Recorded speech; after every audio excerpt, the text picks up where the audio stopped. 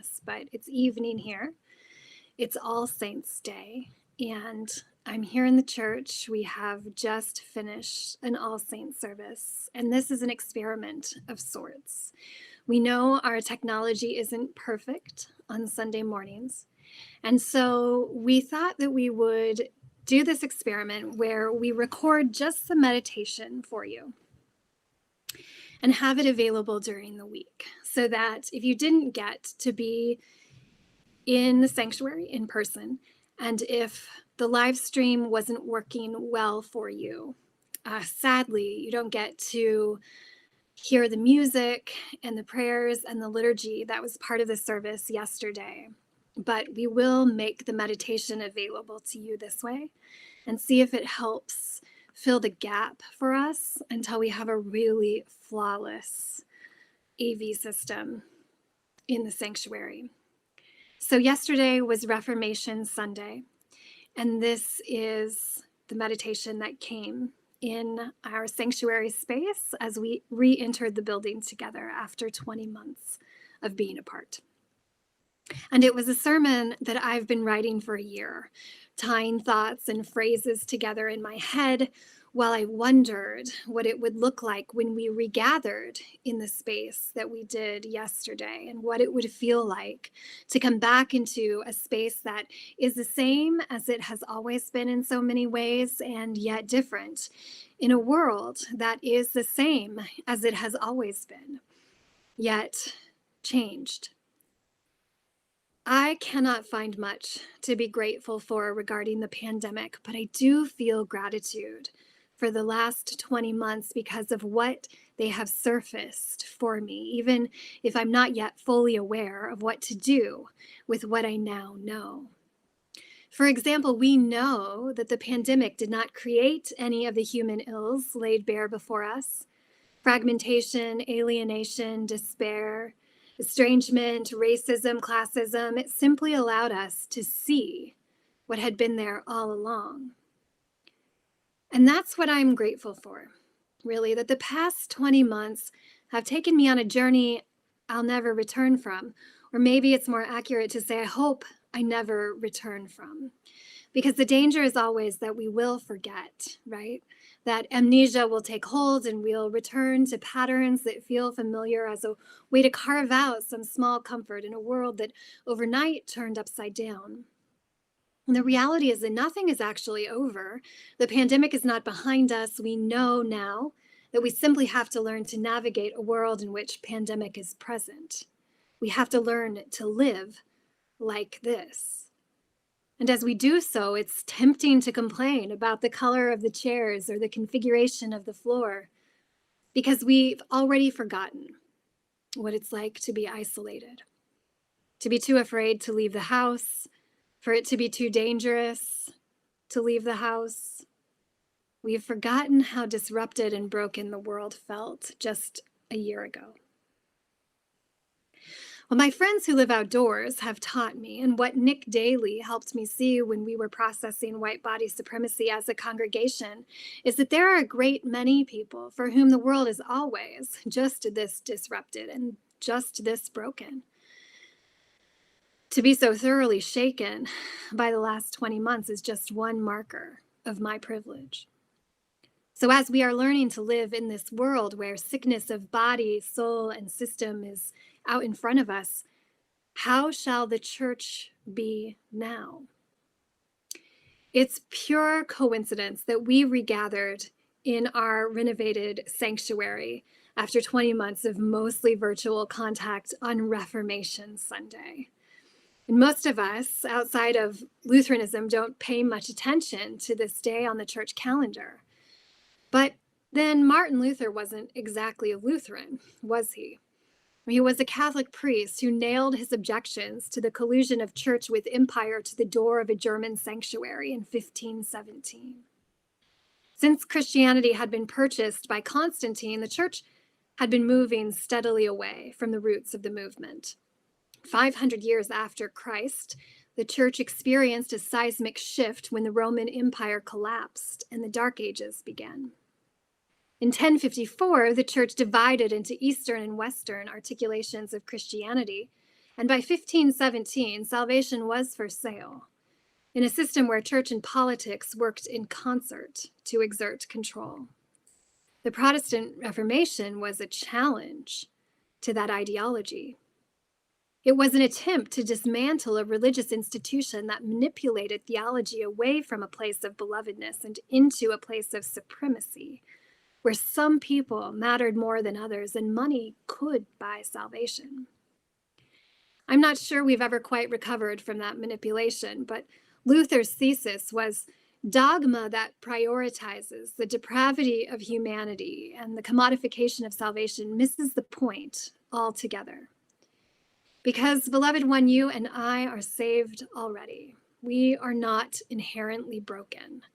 We are whole and beloved. Your soul is not in any danger of any kind of eternal suffering. There is no need to buy a thing that is already our birthright.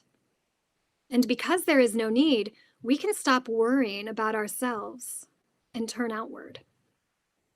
Which is where the lectionary text brings us on Reformation Sunday. It's an excellent timing to have the Shema from both the Hebrew Testament and the Second Testament because the church is overdue for a reformation. Historical scholars of religion comment on the pattern of the 500-year mark around Reform, and the theologian Phyllis Tickle called it a rummage sale. Every 500 years, the church rearranges itself. But historically speaking, it takes a good deal of unrest and a seismic societal event to trigger the onset, like the fall of the Roman Empire, or the Great Schism, or the Protestant Reformation, and maybe the pandemic of 2020. The Shema is an orientation, the centerpiece of Jewish faith. It is the answer to the question, how shall we live now? Hear, O Israel, you shall love the Lord your God with all your heart, with all your soul, and with all your might. Recite these words to your children. Talk about them when you are at home and when you are away. When you lie down, bind them to your body. There is no mention of salvation or prayer or worship or good church attendance on Sunday morning. In the Second Testament, Jesus is asked, how shall we live? And his answer is not new. It's not different. It's midrash. Jesus was a Jewish teacher. He was doing what the rabbis did, using extra words to explain the Torah. So Jesus recites the Shema and interprets it. Lest we had any confusion about what it looks like in practice to love God, it looks like this. Love your neighbor as yourself. It clarifies that God's activity is always on behalf of the world. And we cannot have a private, personal relationship to Christianity or with God that does not lead us toward love of neighbor, because love of God is only expressed in love of neighbor. The Shema is our touchstone too, the timeless answer to the question, how shall we live now? Martin Luther nailed those 95 theses to the door of that sanctuary to say, stop worrying about your individual salvation, church.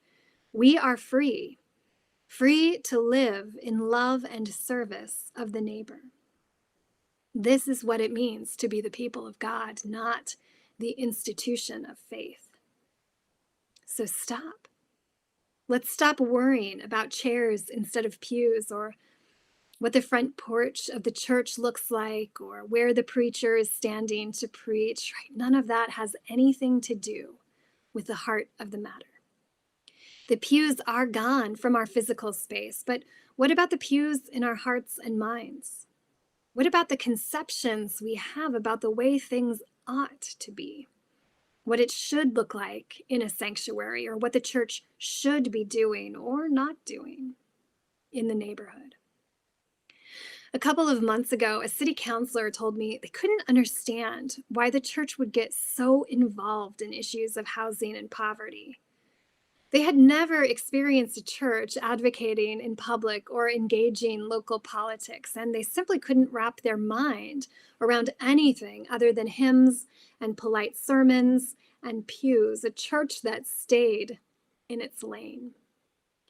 I could not have dreamed a more perfect example of exactly what the church is not meant to be. True devotion, true religious practice implies that we will stand where God stands and challenge all dignity-denying behavior to all people. Personally, I haven't quite figured out how thoughts and prayers covers that territory. So here we are, not out of pandemic, but in it. Not in a post-racist, classist, white supremacist culture, but in it. How will we live now? How will we be church now? And how do our structures, not just physical, but mental, support or prevent our Christianity? Are we ready to talk about why we're here and what good the church is now? Not what good it was 500 years ago or when we were children or when our children were children, but now, in this particular time and place. The pews are gone in our sanctuary at First Congregational United Church of Christ in Corvallis, but that doesn't mean we're done reforming. There was a difficult piece of poetry I came across while I was prepping for this sermon. It was written by Primo Levi, an Italian Jewish chemist and writer who lived during the Holocaust and who Elie Wiesel does not say survived Auschwitz, but who died at Auschwitz 40 years later of suicide in 1987. Primo Levi uses the Shema to raise the question: how can we say we love God while other humans are suffering? How can we say we love God if we are not resisting business as usual and making another world possible? This is Shema from Primo Levi. You who live secure in your warm houses, who return at evening to find hot food and friendly faces, consider whether this is a man who labors in the mud, who knows no peace, who fights for a crust of bread, who dies at a yes or a no. Consider whether this is a woman without hair or name, with no more strength to remember, eyes empty and womb cold as a frog in winter. Consider that this has been. I commend these words to you. Engrave them on your hearts, when you are in your house, when you walk on your way, when you go to bed, when you rise. Repeat them to your children. The Lord is our God, the Lord alone. You shall love the Lord your God with all your heart, with all your soul, with all your mind, and with all your strength. You shall love your neighbor. There is no commandment greater than these. May it be so, beloved of God.